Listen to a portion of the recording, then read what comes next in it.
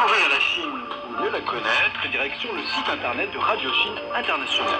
Destiné à tous les francophones qui veulent s'imprégner de la culture chinoise, le site en langue française de RCI dresse le portrait de la Chine à travers les aspects économiques, culturels, historiques ou encore l'actualité chinoise du moment. Rendez-vous sur www.cri.cn puis cliquez sur la rubrique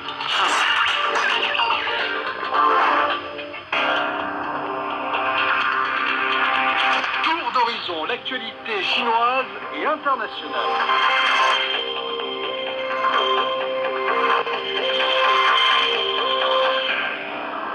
Bonjour à toutes et à tous, merci d'écouter le tour d'horizon de Radio Chine International. Le Premier ministre chinois Li Keqiang a participé le 24 août à Beijing à la 3e réunion des dirigeants de la coopération Lancang-Mekong CLM, organisée en mode visioconférence.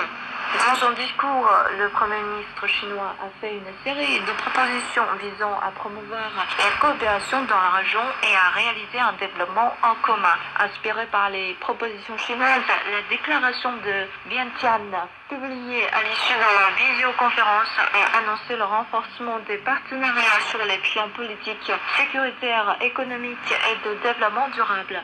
Ce document a également parlé des partenariats d'échanges sociaux et culturels et des partenariats du mécanisme de coopération Lancang-Mekong.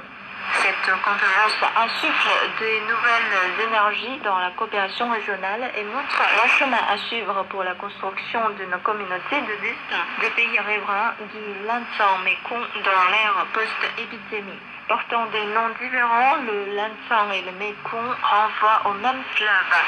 Dans sa partie qui baigne la Chine au niveau de la province du Yunnan, le fleuve est désigné sous le nom de Lancang. Il devient Mekong lorsqu'il traverse le Myanmar, le Laos, la Thaïlande, le Cambodge et le Vietnam. Le mécanisme de la CLM a été lancé en mars 2016. Depuis, ce mécanisme a réalisé des progrès dans l'agriculture, la réduction de la pauvreté, les infrastructures et l'exploitation des ressources en eau, apportant des bénéfices aux peuples des pays concernés. La coopération Lancang-Mekong est basée sur le fleuve commun. La coopération dans les ressources en eau témoigne de la confiance politique des 6 pays riverains. À cette occasion, la partie chinoise déclare qu'elle partagera les données hydrologiques du fleuve Lancang toute l'année avec les pays du Mekong. La Chine travaillera avec d'autres pays riverains pour établir une plateforme de partage d'informations en matière de ressources en eau. Le président du Myanmar, Win Myint, a répondu positivement à l'initiative de la Chine, indiquant que ça favorisera la prévention et la lutte des catastrophes naturelles des pays de la coopération Lancang-Mekong.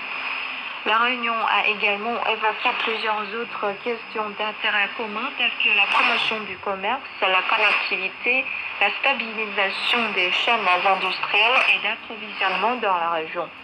Malgré la pandémie du Covid-19, la Chine a vu son commerce et son volume d'investissement avec les pays du Mekong augmenter de 8,7% et de 33,5% durant le premier semestre 2020. Dans l'autre sens, les exportations des produits agroalimentaires des pays du Mekong vers la Chine ont augmenté de 21,2% en glissement annuel. Cela montre que la Chine et les pays du Mekong sont économiquement complémentaires.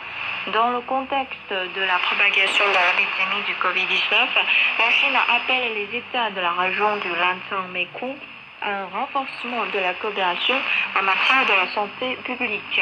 La Chine a promis de mettre en place des fonds spéciaux pour promouvoir la santé publique dans le cadre du Fonds spécial de la coopération Lancang-Mekong. Elle continue aussi de fournir le matériel anti-épidémique et à soutenir techniquement des pays riverains du Mekong.